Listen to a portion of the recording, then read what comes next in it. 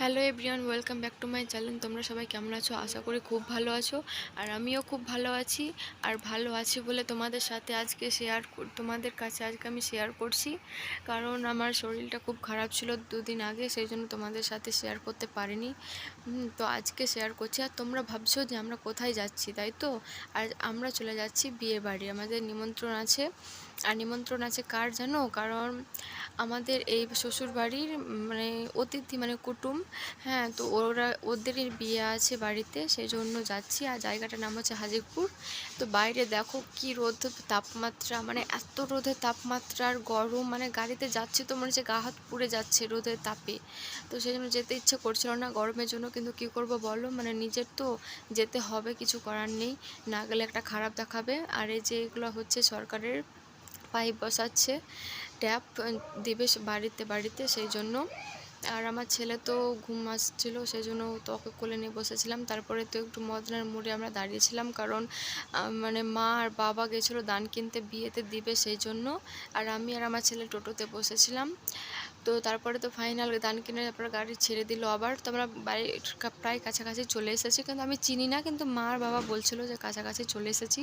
তো আমরা গল্প করতে করতে বাড়ি চলেও এসেছি। দেখো বাড়িতে এসে দেখছি তো সেই রকম লোকজন কেউ ছিল না, খুব কম ছিল, মানে কেউ আসেনি। আমরা একটু সকালে গেছিলাম তো।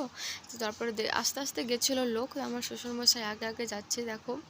হ্যাঁ, তারপরে তো আমরা একটু কনের কাছে এলাম। তো কনেকে দেখছি রেডি করাচ্ছিল, তো এখানে একটু দাঁড়িয়েছিল শাড়ি টাড়ি পরে, মানে কি বলে যে লগন টগন এসেছিলো, সেই জন্য হলুদ টলদ মাখাবে।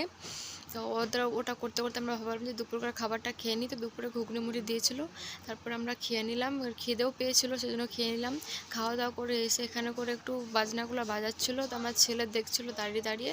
আর ও বাজনা দেখতে পেলে খুব আরও আনন্দ, তো দেখছিলো দাঁড়িয়ে দাঁড়িয়ে। তারপরে তো আমরা রাতের লুক দেখো, রাতেও আমরা খেতে চলে এসেছি। আমরা রাত আর বেশি কিছু দেখাইনি কী করেছি, তারপরে দিনে ডাইরেক্ট রাতে চলে এসেছি। তো আমরা সবাই বসেই ছিলাম, এখন খাবার দিতে লাগেনি এখনও, সেই জন্য সব গল্প করছিল বসে বসে।